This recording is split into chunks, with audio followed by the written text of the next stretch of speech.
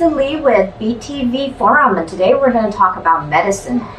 You probably all heard of the global pandemic that has been going on lately, and something very unique I would like to share with you about this virus, and some experts don't tell you about. This report was actually sent to me by Irene Ken, and she's a physics major, and she's an associate professor at the Johns Hopkins University, and there is some new data about this virus that can actually help you stay safe and avoid certain things.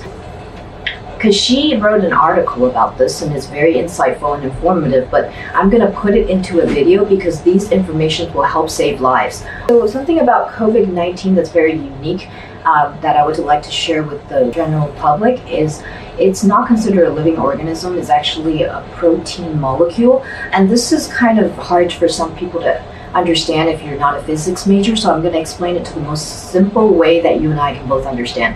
So basically, this virus is not alive. That's pretty much what it means. So it can only activate when it's landed on the right place at the right time. So if somebody breathes in this virus, which is totally invisible, you can't see at all, just imagine it to be the shape of a crown, a very tiny. And if anybody breathes in through their mouth or touch your hands with your eyes, you get contaminated by your eyes, your nose, and your mouth, or your skin, any parts of your body. The cells will actually multiply, and that's how it gets penetrated into your throat and right into your lungs and takes effect. So if it's landed on a hard surface, it usually doesn't survive. It will decay within 5 to 10 days. That's why some experts say that some people might get the coronavirus, but they're asymptomatic. This we like to call it the incubation period. First, Jennifer Nuzzo. She's a senior scholar at the Johns Hopkins Center for Health Security here at the Johns Hopkins Bloomberg School of Public Health. Next, Dr. Tara Kirk-Sell, also a senior scholar at the Johns Hopkins Center for Health Security. And then Assistant Professor Lauren Sauer is Director of Operations at the Johns Hopkins Office of Critical Event Preparedness and Response at the Johns Hopkins University School of Medicine. I'm going to start with you, Dr. Nuzzo. Recently, President Trump cited a Johns Hopkins study of international preparedness called the Global Health Security Index. I think this here was actually the study that the president cited. His exact words were, Johns Hopkins, highly respected, they did a study, comprehensive, the countries best and worst prepared for an epidemic, and the United States, we ranked #1. So Dr. Nuzzo, what was your role in creating this index? Thanks. Well, the Global Health Security Index was the partnership of 3 organizations, the Johns Hopkins Center for Health Security, where I am, and the Nuclear Threat Initiative, an organization in Washington, D.C., and the Economist Intelligence Unit, which is the research arm of The Economist magazine. Our 3 organizations work together. In terms of my role, I led the Hopkins team that worked on developing the index. We helped define the questions that went into it, oversaw the data collection, analyzed the data, and really extracted from it what the findings and recommendations are that we published in the report that you held up. How long did it take to collect all that information? Well, it was a 3-year project.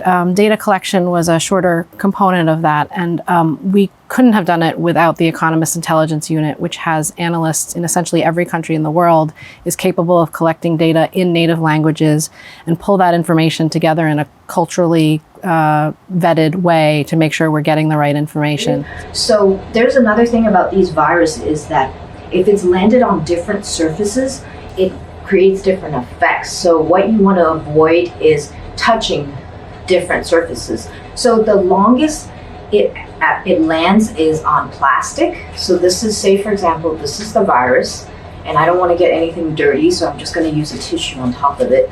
And just imagine, this is just one of those things you use if you have a canker sore. This is called propolis green, this concentrated honey that's extremely effective for canker sore or any kind of blister on your lips or inside of your lips. Okay, so say for example, this is the virus, and it lands on a plastic surface. I'm just going to use a tissue paper because I don't want to stain any of my products or any, so say for example, it lands on the plastic. It'll take about 72 hours, which is about 3 days for the virus to completely disappear and become non-existent. So it's very important to disinfect every single thing that you touch or stuff that you use a lot on a daily basis.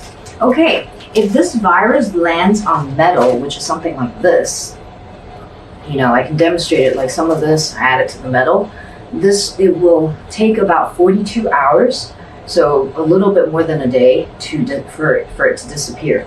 Okay, so if this virus lands on cardboard, which is, we get a lot of these products like from the store, like something like this. This is like a packaging one, or something like this.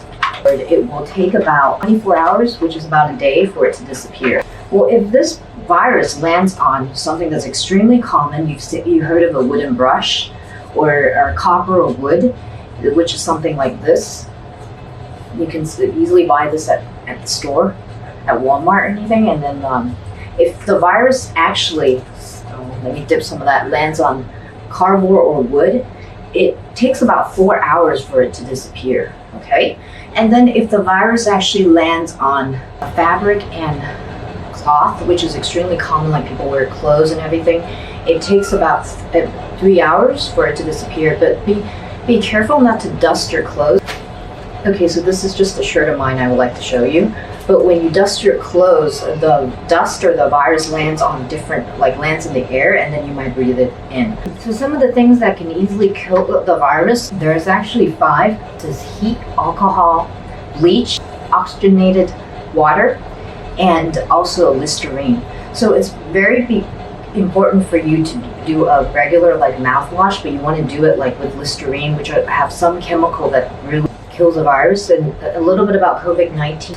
It's coated in a layer of fat, so soap actually kills it really well. So that's why people would recommend you to use soap, because soaps get rid of the outside layer of the fat from COVID-19, and then once the fat is gone, it's no longer slippery, so it cannot stick to any surface. So basically, washing your hands is extremely important and crucial.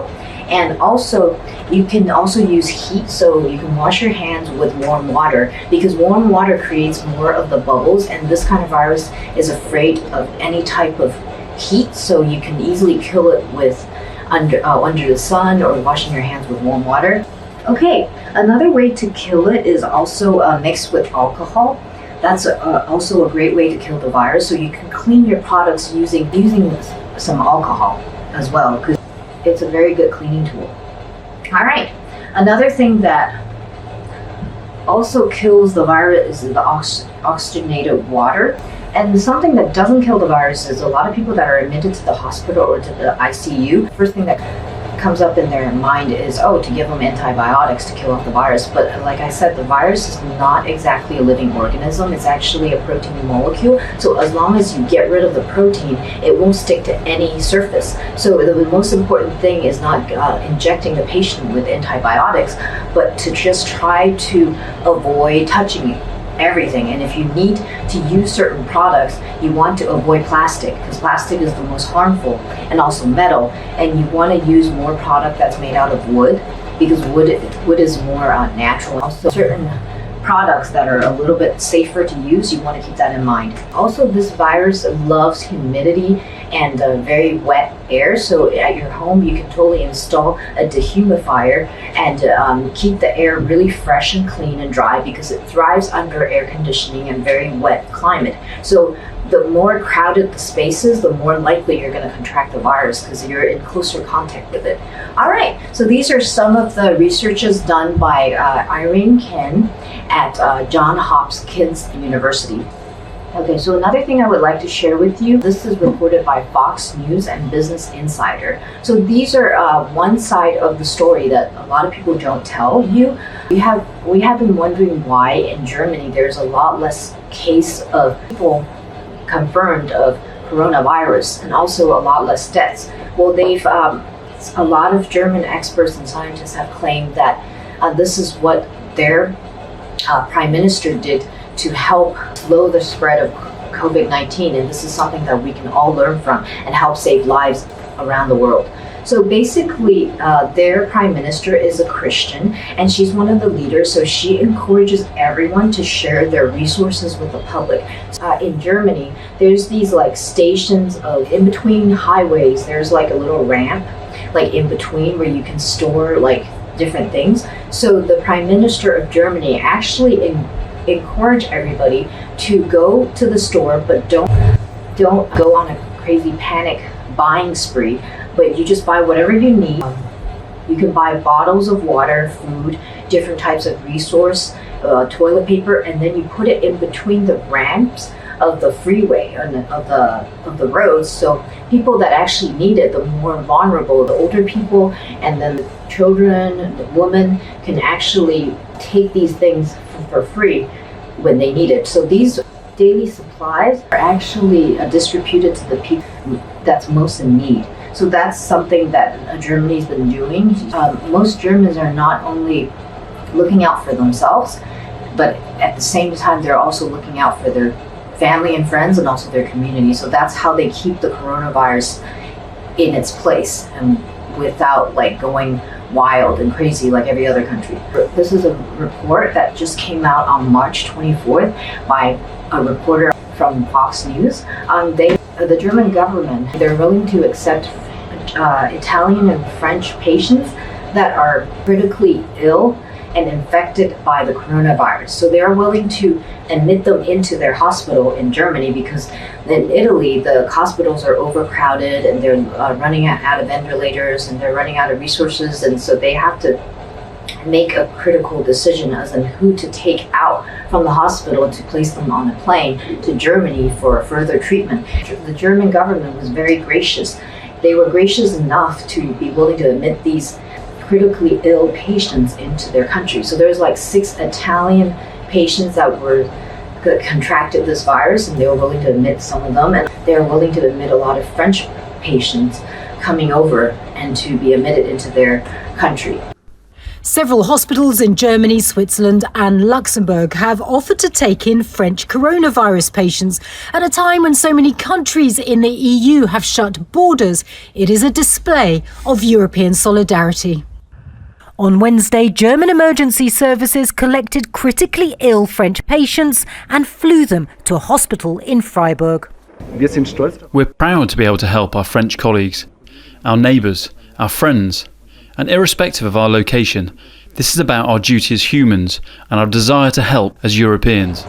Okay, so that's something for us to learn from the German government, that in this global pandemic, we should strive to not just look out for ourselves, but we should also help each other, because we're all in it together. If we don't fight together as a team, the coronavirus actually wins the war. The most important thing is to tell the truth and take every single precaution you can think of, whether it's from an expert or even from some advice from your family and friends, to be able to prevent this global pandemic from further spreading across the world.